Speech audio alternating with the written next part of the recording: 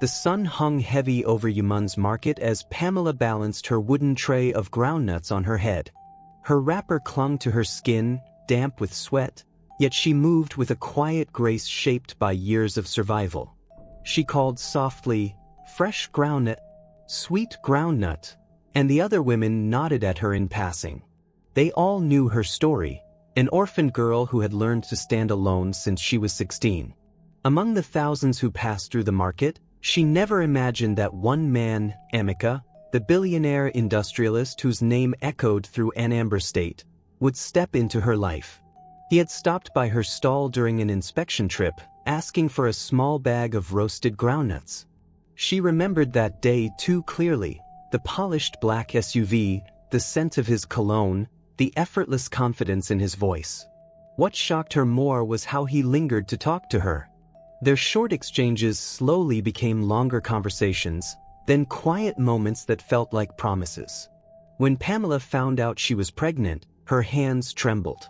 She approached Emeka with hope and fear twisting inside her. His reaction shattered her. "Pamela, stop this nonsense," he said sharply across the restaurant table. "You think you can tie me down with a child? Don't try it." His voice echoed through the room, drawing stares. Pamela felt her heart collapse inside her chest. Within days, Emeka went public. He stood before journalists and dismissed her pregnancy as laughable and unfounded. Pamela watched the video with villagers gathered around a small phone in the market. Some shook their heads, others whispered mockingly. That night, she cried until her body ached, but the gentle movement of the child inside her reminded her she wasn't alone. Months later, on a stormy night, Pamela gave birth in her one-room home while rain battered the zinc roof. Mama Yugo, the village midwife, worked quickly, guiding her through each agonizing push. When the baby finally arrived, his loud cry cut through the thunder. Pamela held him close, tears mixing with sweat. "David," she whispered, "my gift, my strength." From that night on, Pamela poured her entire soul into raising him. She walked long distances to sell groundnuts, sometimes eating nothing so he could have enough. David grew fast, bright-eyed, curious, and unusually intelligent. By the time he was 3, he was already surprising villagers with the way he spoke and how he tinkered with broken radios just to understand their parts. At night, as they lay together on their worn straw mat, Pamela would trace the curve of his cheek and whisper, "My son, the world doesn't know you yet, but one day they will." In that tiny room, under a flickering lantern, destiny was quietly forming itself, one that would shake the same man who once denied his existence. David grew into a child who rarely sat still. If he wasn't dismantling old radios, he was poking his head into the mechanic's shed or following the electrician around the village to watch him join wires. Pamela often found him sitting outside in the evenings, staring at machines as though they were puzzles begging to be solved. One Saturday morning, Pamela returned from the market to find David crouched beside an old grinding machine behind Mama Igioma's shop. The machine had stopped working months earlier, and the owner had abandoned it. David had removed its rusty cover and was tapping a tiny screw against the metal frame. "David," Pamela called, dropping her tray with a soft thud. "Why are you touching that thing? You want it to shock you?" He looked up, his face glowing with excitement.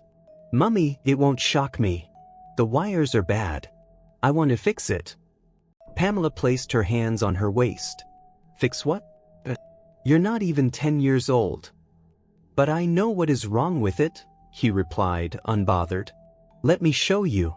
Before she could stop him, he connected 2 wires together, then spun the flywheel. To Pamela's shock, the grinding machine coughed like an old man clearing his throat and began to vibrate. Dust flew from the motor as it slowly roared back to life. Villagers gathered instantly. This tiny boy repaired a whole machine. This one no be ordinary child. Oh, Pamela, God gave you a brilliant son. Pamela watched with pride and fear dancing inside her. She didn't want attention. Attention brought questions, and questions might eventually reach the wrong ears. Still, she knelt beside David and hugged him. "You will use your gift well, my son. But you must be careful." David smiled. "Mummy, one day I will build my own machine." Weeks later, something happened that changed the way the entire village saw him. The water pump that supplied half of Yumun's broke down. People complained loudly. The repair team said it would take days. Pamela arrived at the scene to find David standing near the pump, studying it with the seriousness of someone twice his age. "Mummy, let me check it," he whispered. Before she could reply, the village chairman approached. "Small boy, this is not your toy. Move aside." David didn't budge. "Sir, if I open it, I can tell you the problem." A few people laughed while others shook their heads. But Pamela spoke up. "Let him try. He won't spoil anything." The chairman reluctantly stepped aside. David knelt, loosened the bolts, and examined the pipes and wiring. After a few minutes, he stood up and said calmly, "The pressure valve is blocked. If you clean it and tighten this joint, it will work." People rolled their eyes, until David reassembled everything, turned the switch, and the pump roared back to life, shooting water with more force than before. Women screamed. Men clapped.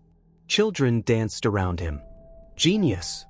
Pamela, your child will go far. This boy is a blessing." David only wiped his small hands and said quietly, "Water is simple. Machines talk if you listen to them." Pamela felt her throat tighten. In those moments, she saw a future she had never imagined. A boy whose talent could carry him far beyond the dusty roads of Yumun's. But she also knew something else. The more David shined, the harder it would be to remain unnoticed by the man who once denied him, and by a society that loved miracles but never forgot gossip. By the time David turned 12, his brilliance could no longer be hidden. His primary school teachers often called Pamela aside to discuss him. Some told her he needed special programs, others suggested scholarships. Pamela listened gratefully, even though she rarely knew how she would pay the next term's fees. One Friday afternoon, David's headmaster, Mr. Okafor, sent for Pamela. She arrived at the school breathless from rushing, wiping sweat from her forehead as she stepped into his small office. Books were stacked everywhere, but his face lit up when he saw her. "Madam Pamela, your son is something else," he said, gesturing for her to sit. "We gave the class a science assignment: build a small device using household items. Your boy built a functional mini water filter. Clean water came out like he was running a factory." Pamela covered her mouth. "He did what?" Mr. Okafor chuckled. "I'm telling you, that child's mind is not ordinary." But before she could respond, a sharp knock sounded at the door. A tall man entered, a stranger, neatly dressed in a light blue shirt tucked into dark trousers. He carried a leather folder and spoke with a calm voice that commanded attention. "Good afternoon. My name is Mr. Bada from the State Ministry of Education. I'm here because we've been reviewing exceptional students in rural areas. Someone reported a boy named David." Pamela's heart skipped a beat. "Who reported him?" Mr. Bada smiled politely. "We receive many tips. What matters is that we want to see the boy." David was called in. He walked into the office with oil stains on his shirt, evidence he had been fixing something again, and the stranger studied him with quiet interest. "So, you're the young inventor?" David nodded, shy but confident. "Yes, sir." "Tell me this," the man asked, pulling out a small device. "Why does this phone battery drain so fast?" David didn't even need a second. "Because the charging port is loose, so it stops charging fully.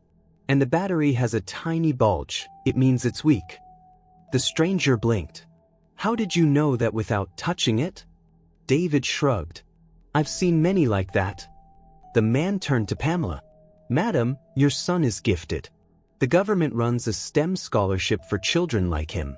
If his test results impress us, he could attend one of the best secondary schools in the state." Pamela felt her knees weaken. "A scholarship? For my child?" "Yes," he replied. "But he must take an assessment next week." When the man left, Pamela held David's shoulders. "My son, did you hear that? God is opening a door for you." David only smiled. "Mummy, I want to learn more. I want to build things that can help people." The day of the assessment arrived, and Pamela walked David to the school gate before dawn. Villagers gathered around them, offering prayers and advice. As David entered the hall with dozens of other children, Pamela waited outside beneath a mango tree. 1 hour passed. Then another. By midday her heart was pounding with fear. Finally, children began to file out. David approached her, not smiling, not frowning, just thoughtful. "How was it?" she asked, voice trembling. He dropped his gaze. "It was easy." Pamela froze. "Easy?" "Yes," he said simply. They asked questions about machines and energy and measurements. "Mummy, everything they asked, I already knew." Before she could speak, the exam officials came out with clipboards, whispering among themselves. One pointed directly at David. "That's the boy," the woman said. "The one who solved the advanced section." People turned to stare. Pamela's breath caught in her throat. Whatever was happening wasn't small. Something powerful was unfolding, something that would soon travel far beyond this small village. But she didn't know that while her son's star was rising, the man who once rejected him had just received news that would pull their worlds closer than ever before. While David's assessment results were spreading quietly through the state ministry, a very different conversation was taking place in Oka, inside the glass-walled boardroom of Okoye Holdings. Emeka, the billionaire industrialist who once denied Pamela, sat at the head of a long, polished table. His executives filled the seats, lawyers, engineers, investors. On the surface, it looked like a routine meeting, but Emeka's jaw was tense. A report lay open in front of him. A report with David's name in it. One of his senior advisors, Mr. Iroha, cleared his throat. "Sir, this came from the Ministry of Education. They are seeking sponsorships for outstanding young minds in science and technology. They included a short list of exceptional candidates." Emeka tapped his pen. "And why is this my concern?" "Because one boy on the list is from Humans," Iroha replied carefully. "His inventions have drawn attention. The ministry wants industrial partners to mentor and sponsor these children." Emeka frowned. "A boy from that village? What exactly did he invent?" Iroha slid another sheet across the table. "Sir, he built improvised water filters, repaired machines beyond his age level, and solved a technical assessment that even some engineers struggled with." Emeka's eyebrows rose slightly. "How old?" "About 12. Silence spread around the room like a fog. Emeka's fingers tightened around his pen. A 12-year-old genius, from Humans, whose mother was a groundnut seller. He felt a strange uneasiness crawl into his chest, something he quickly masked with a loud scoff. "This is irrelevant," Emeka said, waving the papers away. "Genius children appear all the time. My company does not sponsor random prodigies from the village." His finance director hesitated. "Sir, the ministry specifically mentioned the boy's background. They said he was raised by a single mother who—" "I said we're not interested," Emeka snapped. The room went quiet. But after the meeting, Emeka remained seated, staring at the report as the others filed out. His chest felt tight, and memories he had buried years ago began to claw upward.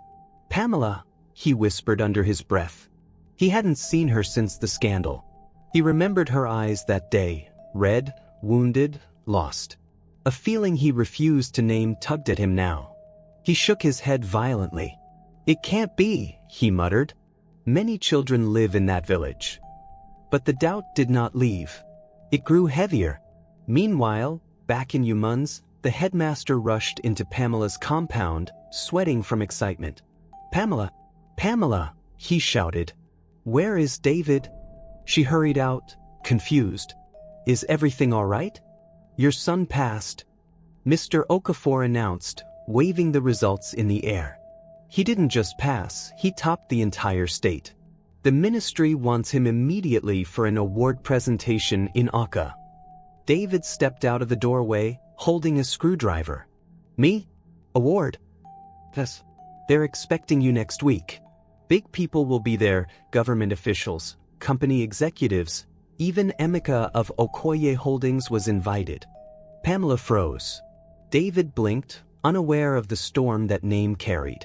"Mummy, who is Emeka?" he asked. Pamela forced a smile. "Someone from the city. Don't worry." But that night, after David had fallen asleep, she sat beside the lantern, trembling. She stared at the shadows on the wall, knowing fate was drawing a circle she had prayed would never close. If David appeared at that event, if people talked about his background, if the truth slipped out, everything she had buried would resurface. She whispered a prayer with shaking lips. "God, protect my child. Let no harm come near him." She didn't know that in Okoye, Emeka was sitting in his mansion office, tapping his desk relentlessly, because something deep inside him was telling him the same truth she feared. The brilliant boy everyone was talking about might be the same child he denied years ago. The day of the award ceremony arrived with the kind of excitement that made even the air feel restless. Pamela barely slept the night before. She woke long before dawn, heating water over a charcoal stove to iron David's shirt. Every stroke of the iron felt like a prayer, steady, hopeful, desperate. David stood outside, twisting his fingers nervously. "Mummy, what if I embarrass myself there?" Pamela cupped his face. "My son, knowledge doesn't embarrass people. Just be yourself." They boarded a rattling bus heading to Okoye. The farther they traveled from the village, the more David's eyes widened at the tall buildings, the billboards, and the fast-moving cars. Pamela watched him quietly. She knew this world belonged to him far more than it ever belonged to her. When they arrived at the State Secretariat Hall, cameras flashed, people hurried about, and reporters clustered near the entrance. Pamela held David's hand tightly as they walked inside. The hall was filled with important figures: commissioners, directors, business leaders, scholars. A large banner hung across the stage. State Innovation Award Ceremony, celebrating young minds. David's name was boldly printed on the program. Pamela felt her heart swell. Meanwhile, in a reserved section near the front, Emeka arrived with 2 security officers. His suit was immaculate, his expression unreadable. He didn't even glance around. Instead, he scanned the program booklet casually until his eyes froze on one name: David Pamela. His chest tightened. He closed the program slowly, as though hoping the letters would rearrange themselves. "Sir, should we proceed to the VIP seating?" his bodyguard asked. Emeka didn't respond. He just kept staring at the name, feeling something cold slip down his spine. On stage, the event began. Speeches came first, followed by short presentations. Then the announcer's voice echoed through the speakers. "Please welcome the boy who topped the state STEM assessment, young inventor, David Pamela." Applause erupted. Pamela's hands trembled so violently she had to grip her wrapper to steady herself. David walked onto the stage, small but confident. He adjusted the microphone and began to speak. "Good afternoon. My name is David. I love building things. Machines make sense to me. I want to create tools that help farmers and people in villages, because that's where I come from." Emeka's breath caught. The boy looked exactly like him. The shape of his eyes, the tilt of his chin, the way he spoke with calm assurance. Emeka felt a rush of heat climb up his neck. He shifted in his seat, suddenly restless. As David finished speaking, the audience rose in applause. He was handed a medal and a certificate. Pamela covered her face, crying silently. But then something unexpected happened. A journalist stood and raised her hand. "Young David, can you tell us, who taught you most of what you know?" David smiled. "My mother. She always tells me that nothing is impossible if you're willing to learn." "And your father?" the journalist pressed gently. Pamela's stomach dropped. David paused. His voice lowered. I don't know him. A sharp wave of murmuring spread across the hall. Another reporter stood up quickly, sensing a story. Is he late or? Before David could answer, Emeka rose abruptly from his seat, knocking his chair backward. Every head turned toward him. Even David froze. Pamela's heart slammed against her ribs. She hadn't planned for this. She never expected him to be here. She never expected this moment to happen so suddenly. Emeka's eyes locked onto David with a mixture of disbelief, confusion, and something far more dangerous, recognition. The hall fell silent. Pamela whispered under her breath, "Oh God, it's happening." No one moved. No one breathed. Because it was clear to everyone in that room. The billionaire who denied a child was standing face to face with the boy who looked exactly like him. The hall remained frozen, as though time itself had paused. Emeka stood rigid, staring at David with an intensity that made everyone uneasy. His chest rose and fell heavily, his fingers twitching slightly as though fighting an invisible force. Pamela instinctively moved toward the stage, her feet carrying her before her mind even caught up. She pushed past people whispering, ignoring the eyes following her. She had only one thought: reach her son. David looked confused, glancing from the crowd to the billionaire towering a few feet away. "Mummy," he whispered when she reached him, "why is everyone staring like this?" Pamela placed a trembling hand on his shoulder. "Don't worry, my child. I'm here." One of the event officials approached cautiously. "Sir," she said to Emeka, "would you like a seat? We can continue the program." "No," he muttered, barely audible. "Not yet." His gaze never left David. Pamela swallowed hard. "What do you want?" she asked, voice shaking despite her efforts to sound composed. Emeka blinked slowly, as though waking from a trance. "I need to speak with you," he said, each word dragged from a place he wasn't ready to confront. "This is not the place," Pamela replied firmly. The hall erupted into scattered whispers. A reporter raised her phone. "Sir, is there a reason the boy resembles you?" Pamela's stomach twisted. "Stop that," she snapped. Emeka turned sharply to the reporter. His voice dropped to a stern command. "Put that phone down. Now." Security immediately intervened, forcing cameras to lower. The tension in the room thickened. A government official stepped up. "Ladies and gentlemen, please, there will be no further questions regarding personal matters. Let's allow Mrs. Pamela and her son some privacy." He guided them toward a side hallway. Emeka followed silently, his expression unreadable. Inside a small waiting room, the door closed behind them. The overhead bulb flickered, casting shadows that danced across the walls. Pamela stood in front of David protectively, her arms folded. Emeka exhaled deeply, rubbing his forehead. "Pamela, tell me the truth." She didn't flinch. "Which truth? The one I tried to tell you years ago?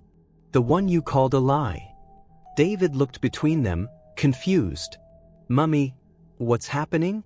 Pamela knelt beside him. "David, let me speak to him first." He nodded quietly, stepping back. Emeka's voice cracked slightly when he spoke again. "Does he belong to me?" Pamela felt something inside her snap, not from pain this time, but from the weight she had carried alone for too long. "I told you when I first found out. You called me a liar. You humiliated me. You refused to even listen." He swallowed hard. "I didn't know. Back then I thought." "You thought I wanted your money," she cut in sharply. "You thought I had no dignity." David watched, wide-eyed. "Mummy, he's my..." She turned to him, tears forming. "Yes, he is." The words hit the room like a heavy hammer. David's mouth parted slightly, but no sound came out. Emeka stepped forward, but Pamela blocked him instantly.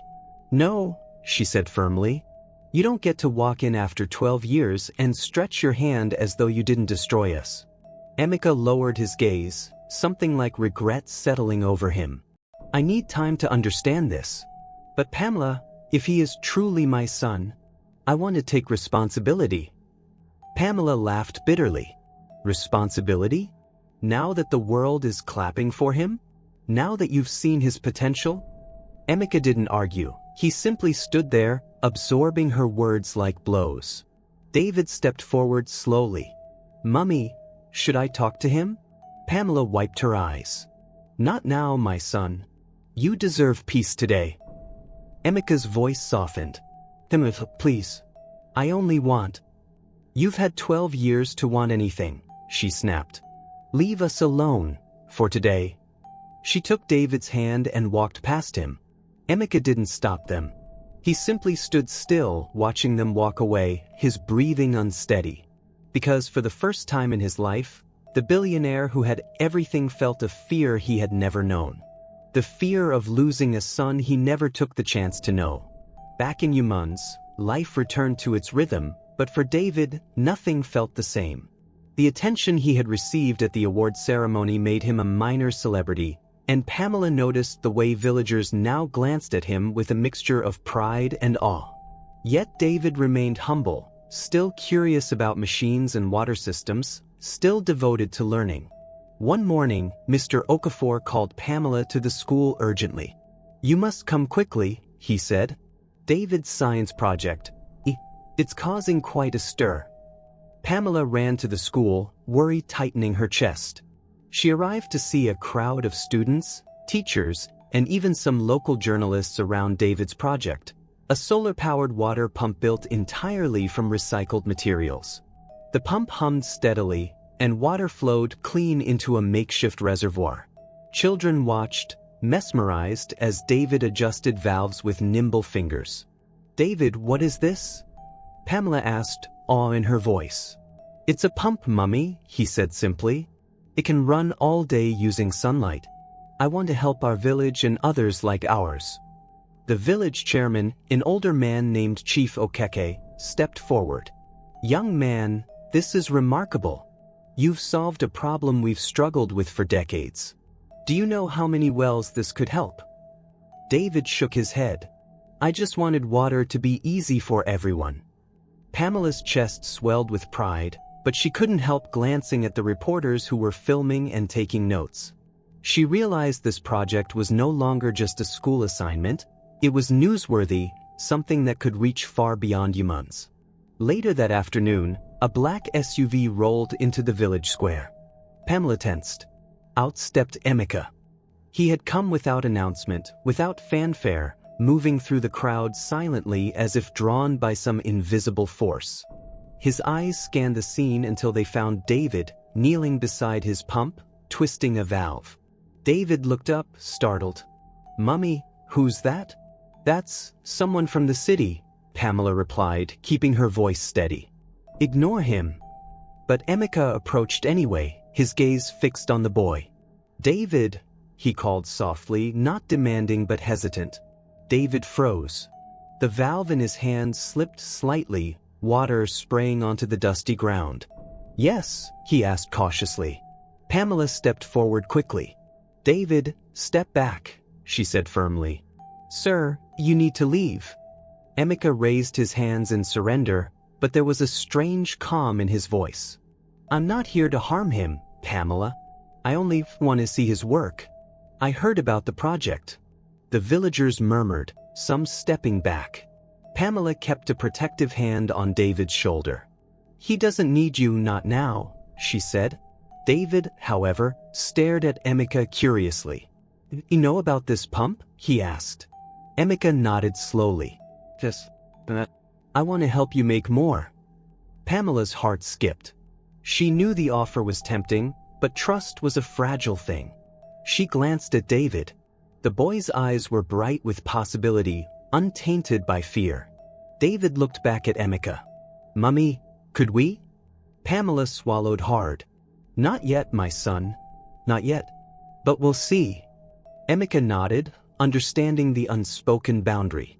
"I will wait," he said softly before turning to leave, but his eyes lingered on David. As the SUV disappeared down the dusty village road, Pamela exhaled. She glanced at David, who returned to his pump, twisting valves and making notes in his small notebook. She realized then that her son's brilliance was no longer something she could keep hidden. It would attract attention, both good and dangerous, and the man who had once denied him was now only the beginning of that attention. Weeks passed after the solar pump demonstration, but the attention it garnered had far-reaching consequences. Pamela noticed more strangers coming to the village, engineers, journalists, and even investors curious about David's ingenuity. Despite the excitement, Pamela remained cautious, knowing that exposure came with its own dangers. One late afternoon, a sleek black sedan stopped at the edge of the village. A man in a sharp gray suit stepped out, holding a briefcase and wearing an eager expression. He approached Pamela first. "Are you Pamela?" he asked politely. "Yes," she replied, brushing dust off her wrapper. "Can I help you?" "I'm Mr. Chukwu, representing AgriTech Solutions. We've been following your son's work. We'd like to propose a pilot project with his solar-powered pumps for several rural communities." Pamela blinked, surprised. "Pilot project?" "Yes," Mr. Chukwu explained, opening his briefcase to reveal blueprints and contracts. "We want to supply materials and funding. David would oversee the installations." David, who had been nearby sketching improvements in his notebook, looked up. "Really? You want me to build more pumps?" Mr. Chukwu nodded. "Exactly. And you'll receive mentorship from our engineers." Pamela hesitated, glancing at her son. "David, are you sure?" He smiled. "Yes, Mummy. We can help many people." Pamela's heart ached with pride. She thought of all the sacrifices she had made, long days selling groundnuts, sleepless nights, hunger, and now her son's talent was finally opening doors she could never imagine. The next morning, David began planning the first pilot installation. Villagers gathered curiously as he mapped the location for the first 3 pumps. He explained the importance of sunlight angles, water pressure, and maintenance schedules. Even the village elders listened, nodding with astonishment. Emeka, who had returned secretly to observe, watched from a distance. His presence remained unnoticed by Pamela. He noted every detail: David's confidence, his ability to inspire others, and the ease with which the villagers respected him. Something inside Emeka stirred, a mixture of admiration and fear that this boy, his son, could surpass him in influence before he had a chance to intervene. Later that evening, Emeka finally approached Pamela while David was asleep. His tone was cautious. "Pamela, we need to talk." Pamela, standing at the doorway of her small home, folded her arms. "We've talked. You'll have your chance eventually, but not now." He lowered his gaze, then said quietly, "I didn't understand before, but now I see. The boy, he's extraordinary. And it should be clear to everyone. He's your son, yes?" "My son." Pamela's jaw tightened. "Yes. You denied him. You humiliated me. Don't act like this is convenient now." Emeka looked down at his shoes, ashamed. "I can't undo the past. But I want to support him. Properly this time." Pamela's eyes softened just slightly. "We'll see," she said. That night, David wrote in his notebook, unaware of the visitor. "I want to build more pumps. I want villages to have clean water," he whispered to himself. Pamela watched him, knowing that the boy's path was about to grow wider, more dangerous, and far more extraordinary than she could ever have imagined. The next morning, the contract from AgriTech Solutions arrived officially. Pamela signed it with trembling hands while David beamed. The pilot project was the first step in a journey that would not only transform villages but also set the stage for a confrontation that neither she nor Emeka could avoid. The pilot project had been a resounding success. Villagers from neighboring communities came to see the solar-powered pumps in action. Clean water flowed into reservoirs, children splashed joyfully, and farmers praised the ease of irrigation. David's reputation had grown beyond months, attracting attention from local media and government officials.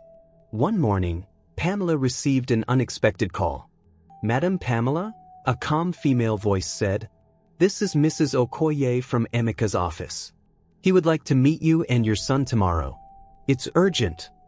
Pamela's hand trembled around the phone. I see. Thank you. She hung up, staring at the thin rays of morning sunlight streaming through her window. She knew that meeting Emeka meant a turning point. The man who once denied David could no longer be ignored, yet she feared his influence and intentions. The next day, Pamela and David arrived at a modest conference room in Okoye. Emeka was already there, seated behind a large wooden desk, looking smaller in the bright light than the aura he usually commanded. David glanced at him warily. "Mummy, he's different here," he whispered. Pamela nodded. "Stay calm, my son. Listen first." Emeka stood when they entered. "David, Pamela," he began, his voice measured. "I've watched everything from afar. The award ceremony, the pump project, your ingenuity. I was wrong before. I cannot change that. But I want to offer you guidance and resources officially now." David frowned slightly. "Guidance? Like teaching me new things?" "Yes," Emeka replied. "Engineering, management, technology. Whatever you need to grow your projects." Pamela's arms crossed. "You expect him to trust you after 12 years of denial?" Emeka swallowed. "I understand. I only ask for a chance to prove myself. I am willing to step back if you feel it's not right." David studied him closely. "Why did you deny me, sir?" he asked bluntly. Emeka looked at the floor, swallowing hard. "I was selfish. I feared responsibility and I was foolish. I hurt many people, especially you and your mother. I cannot undo that. But I want to make amends if you'll let me." Pamela glanced at David. She could see the conflict in his eyes, the longing for a father figure and the instinct to protect himself. "David," she said softly, "the decision is yours. But remember, actions speak louder than words." David nodded slowly. "I will judge him by what he does, not what he says." Emeka's eyes filled with emotion. "That's fair. I promise. I will earn your trust." The meeting ended with no immediate resolutions. Pamela and David left quietly, but Emeka remained seated, thinking about the boy who had grown into a remarkable young man right before his eyes. That evening, as Pamela tucked David into bed, he whispered, "Mummy, do you think he really wants to help?" Pamela kissed his forehead. "I don't know yet, my son. But you will see soon. Actions will tell you everything." David closed his eyes, dreaming not of punishment or rejection, but of machines and inventions, of water flowing freely into the dry fields of their village, and of a future where his ideas could change lives. Pamela sat by the window long after David slept, staring into the night. She understood that the confrontation was only the beginning. Emeka's arrival had changed everything. They were now bound together in a story that had once been fractured but could now reshape their lives forever. And deep inside her, she knew that the final chapter, where truth, power, and love would collide, was approaching faster than any of them could imagine. Months passed, and David's solar-powered pump project had expanded to 5 neighboring villages. Newspapers carried his story, calling him a child prodigy changing rural Nigeria. Pamela watched him with quiet pride, seeing the boy she had raised with sacrifice and hope become a young man with vision and influence. One bright morning, an invitation arrived for a national technology expo in Lagos. The event promised government recognition and opportunities for investors to support innovative solutions. Pamela hesitated. Lagos was far, chaotic, and dangerous. But David's eyes shone with determination. "Mummy," he said, voice steady, "I need to go. If I can show this to more people, we can help more villages. Please trust me." Pamela swallowed hard. "You're right. Just promise me you'll be careful." At the expo, David became the center of attention. Crowds gathered around his solar pump display, asking questions, snapping pictures, and marveling at his knowledge. Investors approached him, offering funding, equipment, and mentorship. David answered politely, speaking with the confidence and humility that had defined him since childhood. And then, unexpectedly, a familiar figure appeared at the entrance. Emeka. He walked through the crowd with his usual poise, but this time his expression was softer, humbled. He approached Pamela and David slowly, deliberately, knowing that the boys' attention and trust were not guaranteed. "David," he said quietly, "I wanted to see you again. Here in this place where your work can shine." David studied him for a long moment. "Why now?" he asked. "After 12 years of nothing, why show up here?" Emeka took a deep breath. "Because I've seen what you've become. You're more than I imagined. I want to support you officially, not as a gesture, but as your father." Pamela remained silent, letting David process the words. She knew this moment was pivotal. David's gaze swept across the hall, taking in the equipment, the crowd, and finally Emeka. Then he spoke. "You abandoned me once. You can't undo that. But if you truly help others with me, then maybe your presence has meaning." Emeka nodded solemnly.